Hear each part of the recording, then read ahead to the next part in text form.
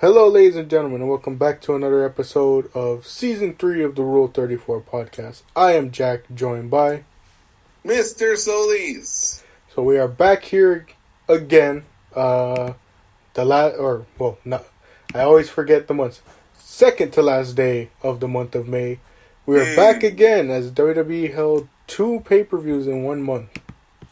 That's right. We just talked about Backlash, beginning of May. Here we are at the end of May. Yeah. But a lot happened between then. But first off, how have you been, sir?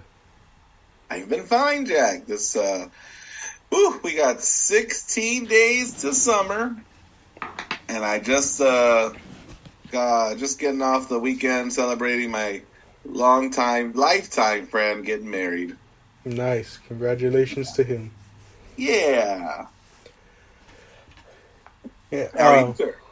Well, as far as me, more than likely going to hear more about it on the other branch of the podcast. But as I was telling Mr. Solis ahead of recording this episode, family and I took a trip out to Arizona for a couple of days, spent some time out there.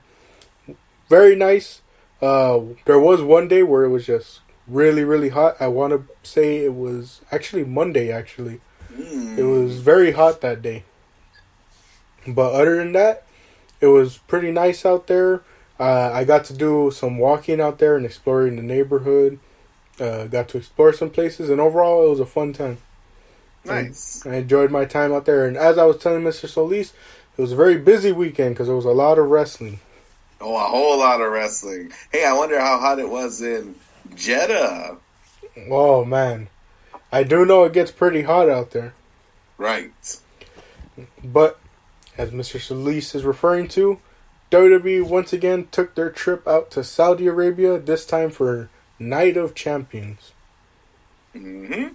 And as they were talking about the entire time building up to this show, all championships must be defended except for a couple of them. That's their rules. They can break their own rules.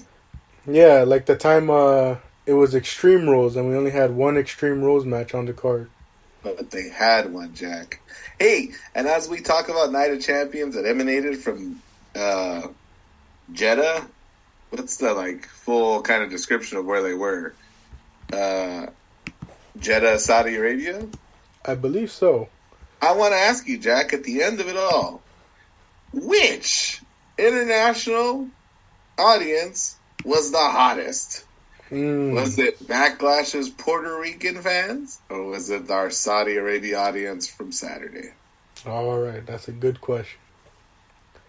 But let's open the show, and I want to say this was a match, at least for the whole, I guess you could say, principle of it all, that really kind of got people discussing and engaging in conversation online, especially.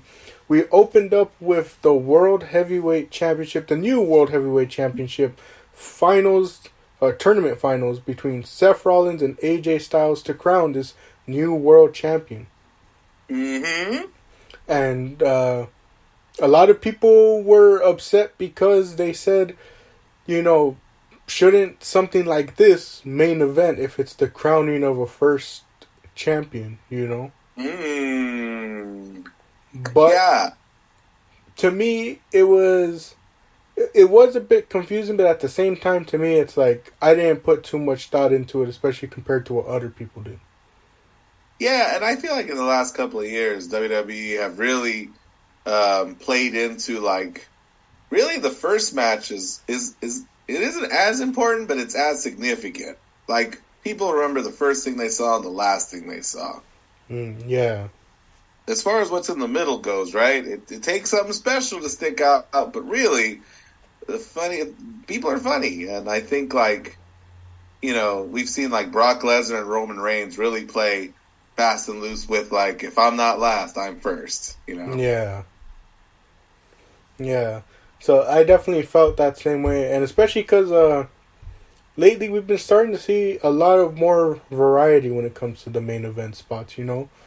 Like, yeah, I mean, you're crowning a new champion, sure, but the main event of this card involves 3 different champions. Like, yeah, and it's a tag match of all things. right, for their championship. Yeah.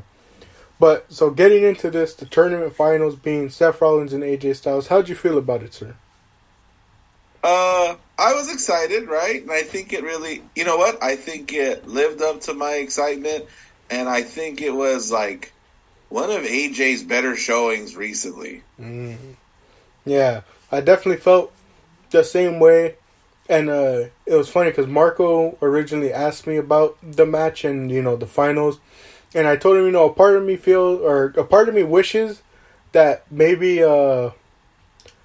no disrespect to AJ Styles, but a part of me was wishing like maybe, I guess you could say fresher talent in a sense was put on the other side of Rollins, just in the sense to like, sort of like elevate new people, but at the same time I understand the thinking of going with 2 established guys who, it gave the sort of sense to the audience that, hey, either of Rollins or Styles could win this title and be its first champion, and it would make sense.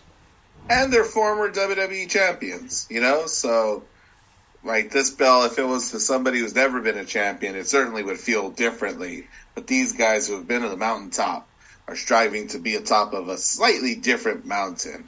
And I say that AJ surpassed like my expectations because the guy's 45, and I feel like we keep being reminded of that. Oh, he didn't miss a lot of beats here. No, sir. Yeah. Him and Rollins definitely went back and forth with it, and it was real good. I liked a lot of Rollins' work in this one. I also liked, a lot of AJ's sort of evasiveness in this match. Yeah, I immediately am reminded of the backflip off the turnbuckle into a reverse DDT. And I hate reverse DDTs, Jack. I think they always look dumb. Scorpion Death Drop, it's dumb. Right? Yeah. Christian does one, but he falls like on his belly, so I don't know why it looks less dumb. But this AJ's backflip into it, I thought it looked incredible.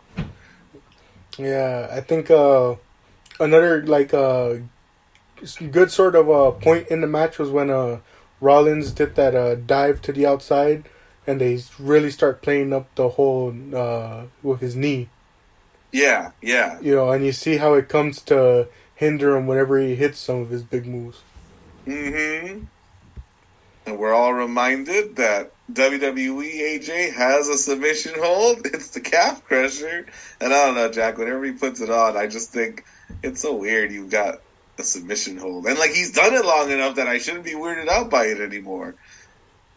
Yeah, I definitely feel that way. Especially, similarly, whenever I see Rollins hit the pedigree, I'm just kind of like, that just never looks right to me, Mm-hmm.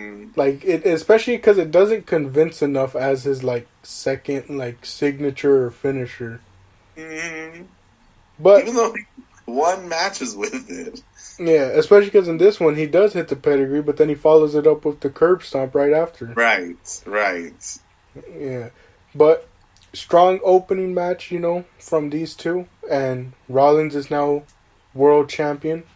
Something that the fans have definitely been clamoring. Definitely not in the way a lot of them wanted to see it, but he's world champion, and they're capitalizing on his popularity.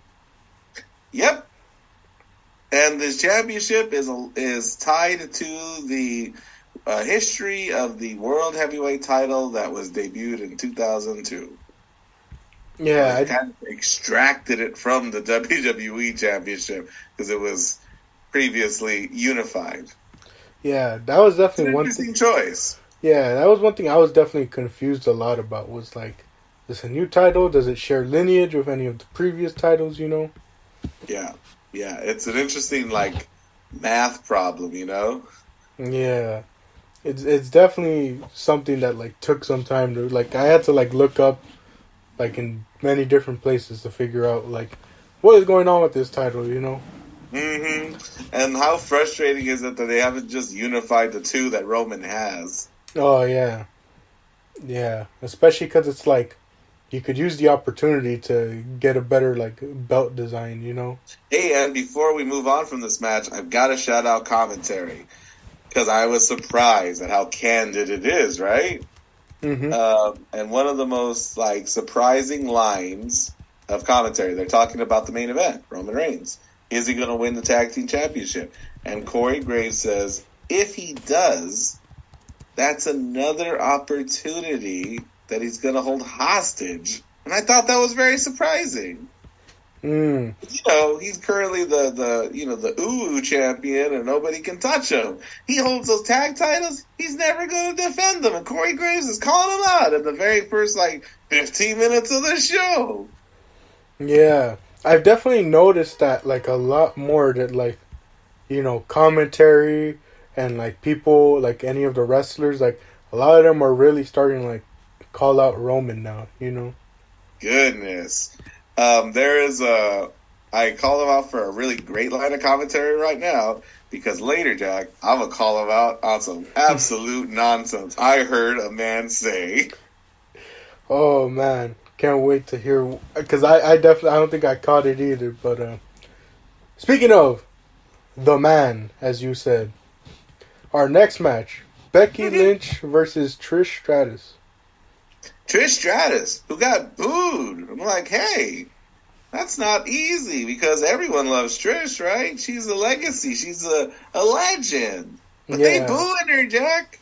Yeah, that one, it definitely surprised me, especially because, like, especially when you see, like, a lot of these, like, legends come back for, like, a match like this. It's, like, it's kind of hard to get people to, like, turn on them because of the whole, like, nostalgia factor, Mm-hmm. Like, it's been a while since we've seen you. How can you expect us to boo you? The women or the ladies are dressed in like those full bodysuits, right? And on the back of Trish's, it says "Thank you, Trish." And they're really leaning into that. That that grandiose "You're welcome" kind of like feeling. Yeah. And then Becky comes out in Kill Bill inspired gear, I believe. Which I feel like she's done before.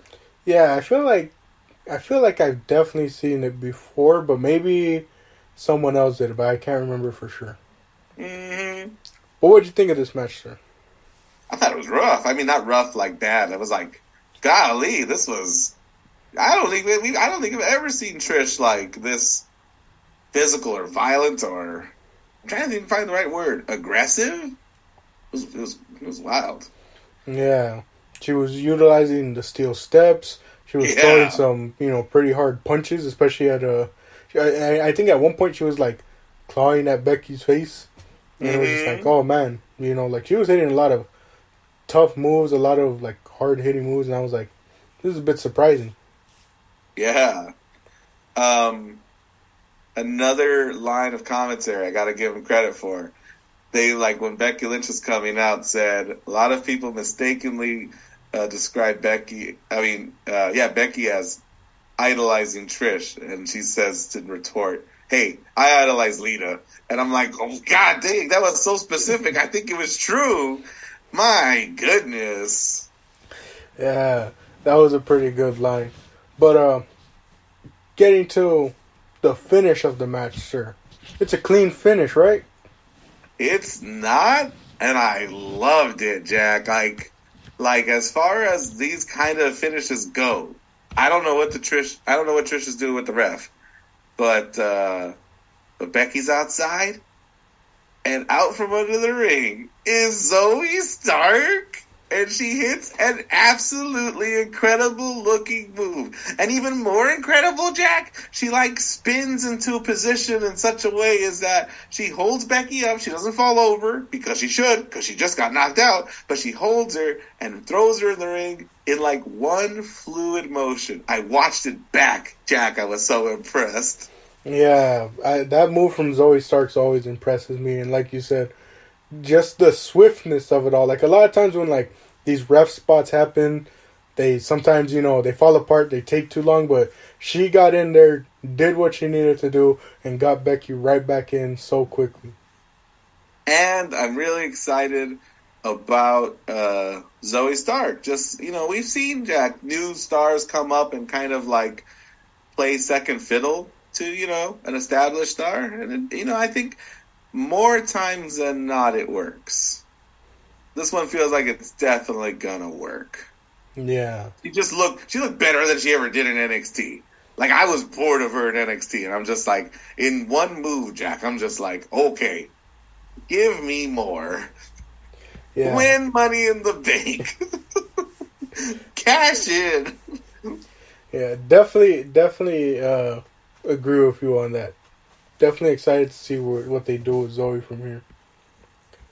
Moving on to our next match.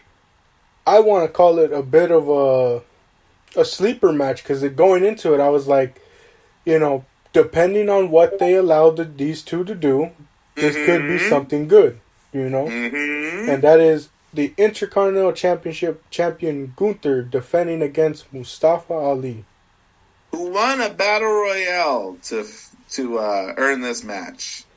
Yeah, and so going into it, they heavily played into the fact that obviously, as anybody when they get into a match with Gunther for the most part, the size disadvantage. Michael Cole is I don't know what word we would call it, but Michael Cole is just laying it into Mustafa Ali like he's what's his name? What's Hit Row's guy's name? Oh, Top Dollar. He's laying into him like he's Top Dollar. He's like, Corey, for real though, Ali doesn't have a chance, right? Like, what the? Oh man, yeah, no lie, but I was actually really impressed with this match. Heck yeah, it was everything I wanted it. I wanted it to be a showcase match for Mustafa Ali. Was he going to win the Intercontinental Championship? He has an Italia's chance in the women's division of winning this Intercontinental Championship from Gunther on this night. But he had an opportunity to take him to a limit, right? Walter, I think, has been a real sleeper overall with just giving guys the best matches of their career or of the year. Yeah, definitely. I thought this was a real good one. I liked what they did with Ali here a lot, where he didn't back down. Like there was so many times where he would try and just essentially fight back to Gunther and welcome the chops and try and match him chop for chop. Now obviously you ain't gonna match Gunther chop for chop, but he at least gave it his all. Yeah, and Ali came at him with drop kicks that looked impressive. 450 splash, right? That got everyone at the edge of their seat. He had that huge power bomb. Mm-hmm. Yeah. A lot of people were surprised by his strength right there for being able to do that. Yes. Yeah. But the one part I liked was when, Gunther was basically challenging him back, telling him, stand up, get up and all that, And that's when you see Ali try the final moment of trying to fight back, but then Gunther just comes in with that huge drop kick and power bomb. Huge drop kick. Yeah, I really liked the way Ali sold it, and it was a real simple match, but I really enjoyed this one a lot. Yeah. Gunther, a kind of match where Gunther won, but he comes out, sweating, out of breath. Guy just had a fight. Yeah. Moving on to our next match. The Raw Women's Championship is on the line, and it's Bianca Belair defending against Asuka. Now, the confusing part about this match is that both women are on Smackdown. But that doesn't stop this match from happening. And as we know, happened at WrestleMania. Now happening here at Night of Champions. What were your thoughts going into this match, sir? I'm very aware of what show the ladies are on and what the name of the belt is, and I frankly am not bothered. In fact, I'm kind of excited that we haven't addressed it, that Bianca Belair is still the Raw Women's Champion. That's just what that means. And,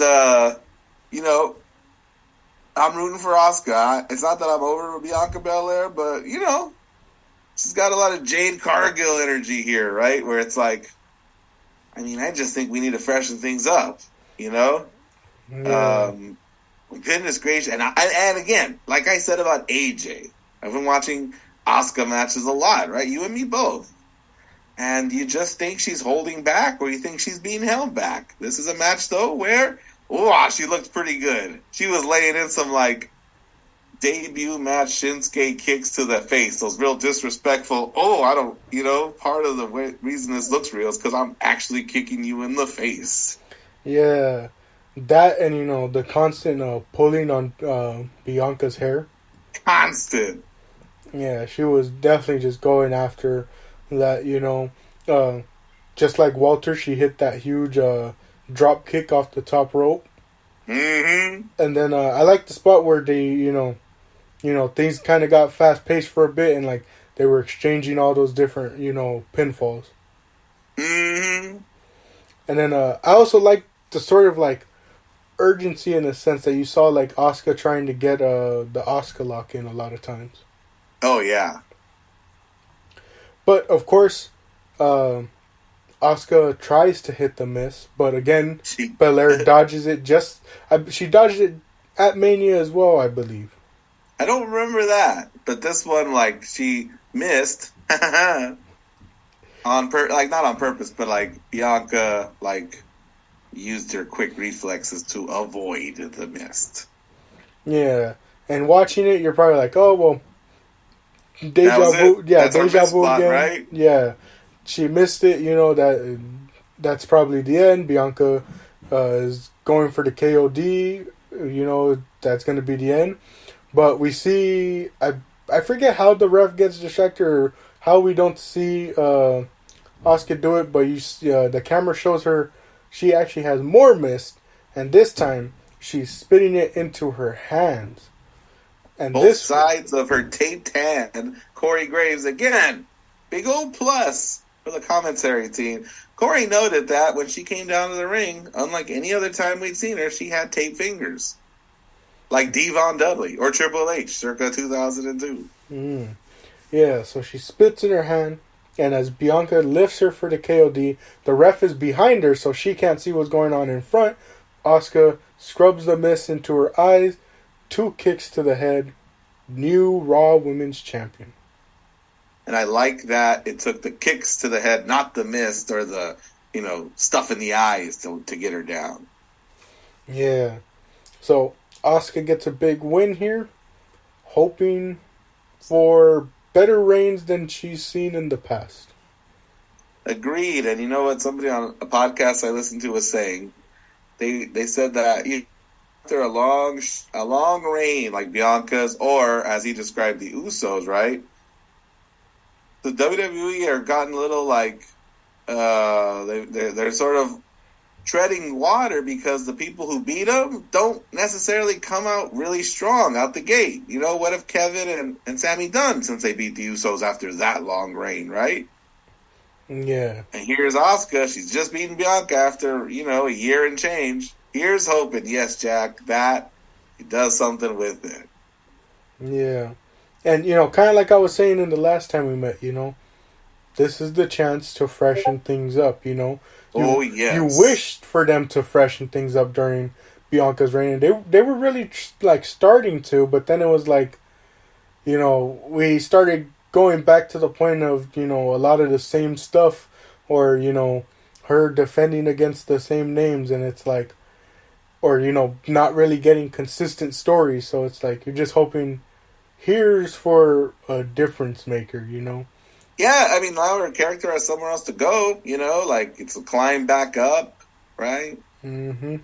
I heard somebody say that she should be like blinded, remember Nydia in like 2003? Remember Jamie Noble and Nydia? Mm-hmm. She got blinded by Tajiri. She's literally walking to the ring with big sunglasses and a cane. Like, wouldn't it be great if Bianca was like fighting blind? Oh man, then the big reveal, like the big Linda standing up moment. she takes her glasses off, like the big Hangman Adam Page moment where she takes the glasses off and she can see again. Come on, Jack. It writes itself. You know what else writes itself? Uh, An eventual match between Asuka and Io. Ooh, yeah, that, you know what? We were so excited about Io winning that title. Now Asuka's got it. I mean, listen, Asuka won it. How excited are we now about the possibilities? Yeah. Can't wait for the day Roman loses it and we can talk about the possibilities. My new favorite Instagram reel sound is the person watching Roman Reigns in some different year in the future. You seen it? Yeah. Watching Roman in 2060, and it goes 3, 1, 2, 3, and it's his music. Yeah, my favorite ones have been when they start introducing characters from all sorts of like different worlds. So like people bring up like Goku or Thanos, and, like facing Roman Reigns, and you hear the 1, 2, 3, and then Roman's music starts playing. Oh man. Moving on to our next match though. SmackDown Women's Championship champion Rhea Ripley defending against Natalya. Hey, I made a joke about this earlier. Yeah, what a joke this match was. I mean, listen, you know, yeah. Natalya, she's been around so long. She's an accomplished superstar. She's technically sound. You know, I think she served her purpose. And you know what I like? You know what I wish she'd been doing for longer? She went out and gave that little girl, not some Bret Hart, like, you know, long visor, you know what I mean? Like he used to have, like she used to do. She gave that young lady like some like cat-eared or some star-eyed, like pink sunglasses. And I was like, I wish she'd been doing that the whole time. Some, you know, at some point she's like, you know what, I want to give her one of these. Like, you know, something that's truer to Natalya. I'm like, that was fun. But like, what a stark contrast, man. I want to high-five everyone. I want to take pictures with people in the front. And then you got mean old Rhea coming out with him. Yeah. The one thing I will say, you know, because it was obviously the story they were going with that, like, people brought up, you know, the match was a dominant showcase for Rhea, you know. Very dominant. Which is how she should be presented. Very much so. Yeah. So, for those of you that didn't see the match, or you blinked and missed the match, they sort of start out with, I believe it was Dominic, you know, mouthing off outside as always, you know, and Natalya then goes to try and, you know, like, silence him in a sense, but then, you know, Ripley tosses her into the steel steps, rolls her back into the ring, hits a riptide for the win. It was like a minute about, like, of a match. Nothing too much of note other than what I said, you know, dominant display for Rhea. Previously we said that Gunther Ali match could have gone one way or the other. This is how it also could have gone, and I'm grateful that it didn't. Yeah.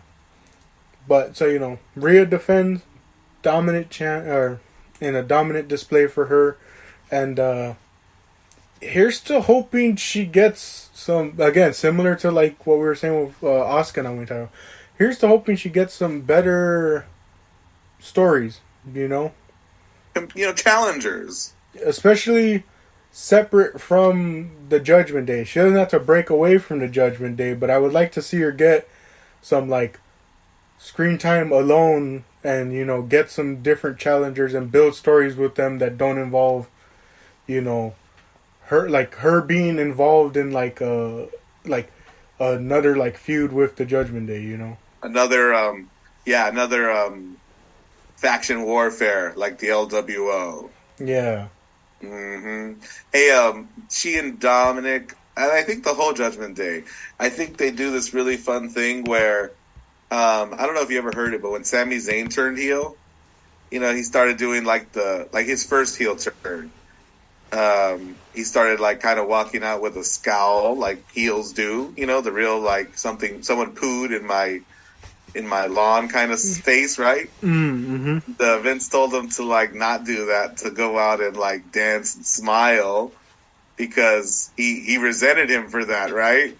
Mm-hmm. It was like, what's the heeliest thing he can do but smile and dance, right? So to that, I say that Dominic and Rhea are really I like how they're doing the Healy thing by laughing at the audience, pointing and laughing. And it's just a nice deviation from the, smug, nose in the air, like I'm better than blah, blah, blah. They're having fun. They're having fun. They're young. They're having fun. And you're supposed to hate them for it. Yeah. Yeah. Good display for real. Definitely. Very. Moving on to our next match. Second to last match of the night. Brock Lesnar versus Cody Rhodes. Second match on the second consecutive pay-per-view. Right. And this time we're looking to see how will the story be different than the first time we saw it, where Cody barely escaped Brock. He did.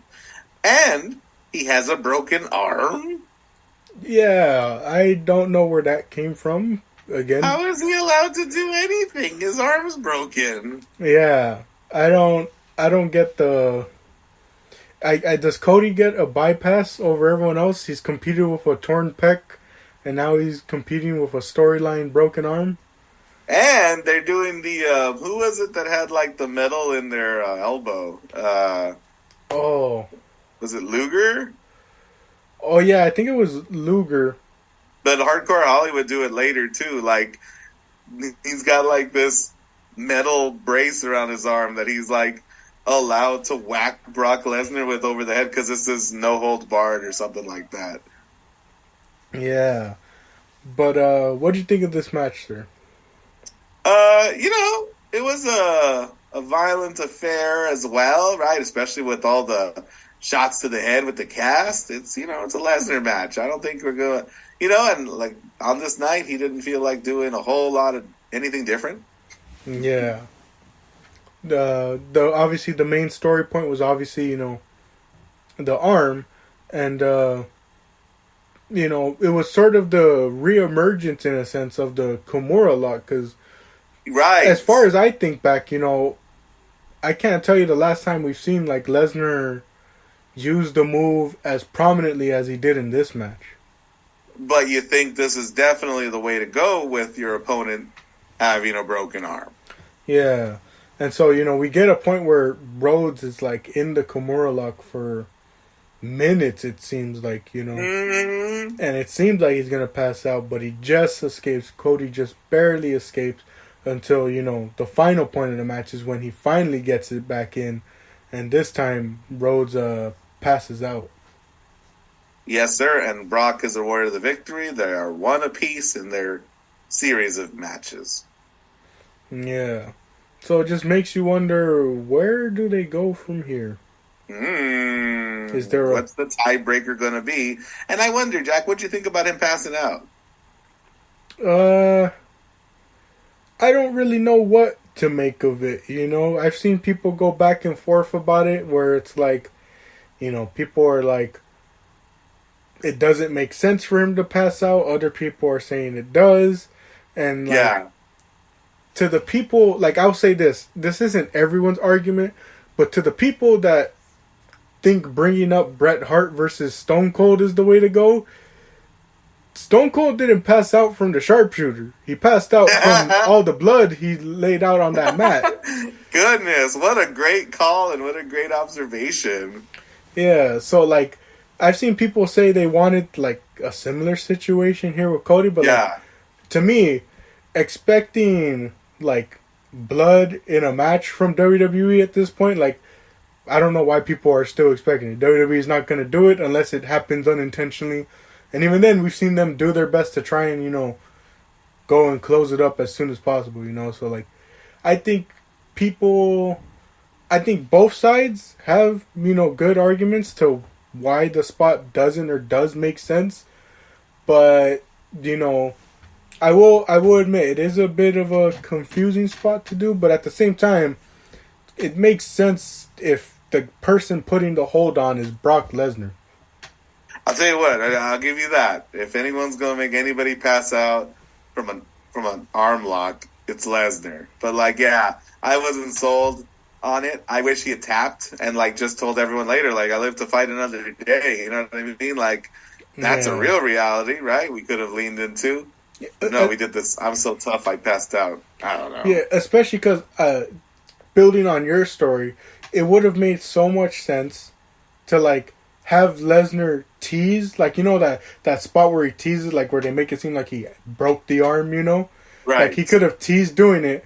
Cody taps, and if they ask him, you know, later on like a Monday Night Raw why he tapped, he can easily say, I still have the championship, you know, in my sights.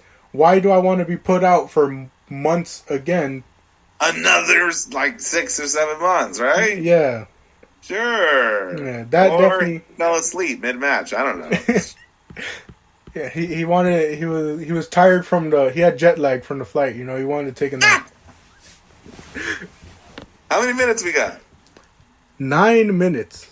Can we talk about the main event, Jack? I think we could. But let's go. Let's see. This may be one of the rare times we get everything done in 1 minute or in one episode.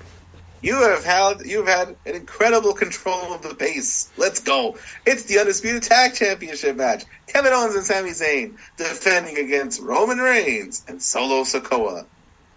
Yeah. Undisputed Tag Championship on the line, and it's a first time ever because this is the first time we've seen KO and Sami in Saudi Arabia, I believe. I know for sure it's the first time we've seen Sami, and I'm pretty sure it's the first time we've seen KO here.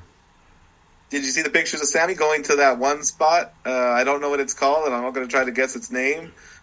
I just lost the name too, but yeah, I know what you're talking about. Is it Mecca? Yeah, the Mecca. There we go. Yeah, and you know, just seemed really excited to be able to see that in person. I saw him and Ali both did it. That's awesome. Yeah, that was real cool to see. He introduced him and Kevin Owens right after Paul Heyman did the pomp and circumstance for the Tribal Chief. He went and said everything that he said, and again, in Arabic. He talked in Arabic and announced himself, and the whole crowd came unglued for that. Yeah, you know, it reminds me of one of the events last year where the crowd was really chanting for Sami to be there, you know. And right. And now he wasn't, right? Yeah, and now he's able Roman to be hits him with, "You don't deserve Sami." That's when he liked him, when he loved him. Yeah, but we finally get him here, and that crowd, you know, loves him. Mm-hmm. Yeah. Hey, and this is a Roman I don't think we're used to seeing. He's running from Sami, right? He's tagging himself out. He's running in and you know, messing with things and then running out again. This is wild. Yeah, this is a very insecure Roman. Ooh. Definitely one I would like to see more of, just to sort of justify all the interference, you know? Yeah, you know, it makes him vulnerable, and like, you start to think about the people who can beat him, right? He's beatable. Yeah. And, you know, maybe it's a sign of things to come, that maybe his time is coming up, and that's why we're seeing a more vulnerable, insecure Roman. Hey, we can hotshot this, Jack. This match was great, but I'll tell you what else has got us all thinking that the end is near for the 1,000-day plus champion, and that's that they didn't come out with the Usos. But after some time and some back and forth, who comes out, Jack? The Usos, and I believe it's, I can't remember, or do they beat down Owens outside, or is it Zayn? Ooh, I can't think of which, but they are definitely like on the side of the Tribal Chief still. They're still looking like they're trying to help. Yeah. Oh, it was Owens they beat down on the outside. Because he's trying to put Roman through one of the tables.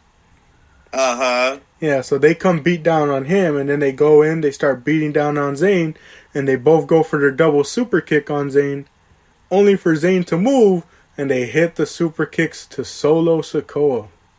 Oh, and Roman sees it from outside. They just kicked the street champion. He comes in and he's like, who even told you to come out here? Right? Everything was good while it was working, but now it's not working. And who even told you to come out here? Pushing Jay around. Get out of my ring. We're no longer day one, Jack. Yeah. And it's Jimmy Uso who finally snaps. I like the way this article puts it. They say Jimmy Uso, who had long served as the family's peacekeeper, is the one who finally snaps. I have the same article open as well. And I loved it, Jack. Like, I knew this happened because I saw it on Instagram and I saw it late, right? So this moment was spoiled for me. But the following moment was not. And I got to live every second of it. He yells at Jay. He says, I done what you should have done a long time ago. And then, Jack, he kicks Roman again. And there's been so many instances of, like, physicality being done accidentally, right? Oops, I accidentally super kicked Solo. Oops, I accidentally bumped into you, pushed you out of the ring. This one was 1,000% on point and on purpose. Yeah. And obviously we still see, like, Jey Uso trying to, like, you know, apologize, trying to, like, make sense of it all. And I think it works great for Jay's character to not immediately side with anyone, similar to what happened with when Sammy did it to Roman, you know? Because this is a man who's been manipulated for 3 years at this point, you know? Like, he's obviously going to be afraid of Roman, and so, like, he shows that hesitation to, like, even though this is his brother, he shows that hesitation to, you know, follow in his steps and follow what he's doing. Yeah, and we heard Jimmy say that. You're my brother, he's not. It's just us now. And it's great. And it was great. Hey, but we still had a match going on, Jack. Yeah. After that, they do the stunner haluva kick combination on Solo. Before the 1, 2, 3, Roman lost. Indirectly, but the people of Jeddah didn't care. They were all over it. Sammy standing tall with both of his tag team championships. Goodness, what a way to end that show. Yeah, what a way. Especially because, you know, it at least, though they didn't pin Roman, it gives us, you know, a little visual of what Montreal Elimination Chamber could have been. As we see Sammy holding up the 2 titles, just staring bullets through Roman. Ooh-wee. Yeah. But a really good show. I agree. Yeah, I really enjoyed this match, which is surprising because it has Roman in it, but I enjoyed it. Yeah, me too. I enjoyed the Bianca Asuka match. I enjoyed a lot the Gunther Mustafa Ali one. That was my match of the night, by the way. How many minutes we got? 2 minutes and 20 seconds. Tell me, Jack, which audience was hotter? Was it Backlash? Or was it Night of Champions? I think I still got to give it to Backlash. I also agree. And would you believe this, Jack? It had half the number of people in attendance than Night of Champions. Yeah. Though I get, you know, wanting to maximize business and profits with bigger arenas, but, like, as we come to see a lot of times with smaller arenas, a lot of times it can be the benefit if you pack enough passionate people in there. You're saying then that because Backlash was in like a smaller enclosed arena, those chants were, you know, louder and more deafening. Yeah. And too bad they win. Yeah, they definitely were the best crowd of like the year so far. And I want to hold them as the bar, as a status quo. I want to look at these international shows and think about, but did they beat Puerto Rico? And we'll probably, the next time we'll have to see that is Money in the Bank when they go to England. And All In. London, yeah.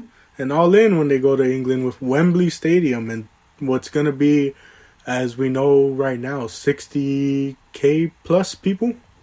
Goodness gracious. Definitely some exciting times to look forward to. All right. But with that being said, thank you all for joining us for this solo episode. Got everything done in one episode. A solo Sokoa episode? I've been Jack, joined by my guest, Mr. Solis. Thank you all for joining along for this episode, and we'll catch y'all the next time. Real quickly, sir, 30 seconds left. Are we covering Forbidden Door again like we did last year? I'm down. All right. I will say, I'm down as well, but also, after Double or Nothing, maybe it's a wait and see what the card looks like, you know? Oh, I love a wait and see. I love a wait and see. But whether it's Forbidden Door or Money in the Bank, thank you all for joining for this episode, and we'll catch you on the next one.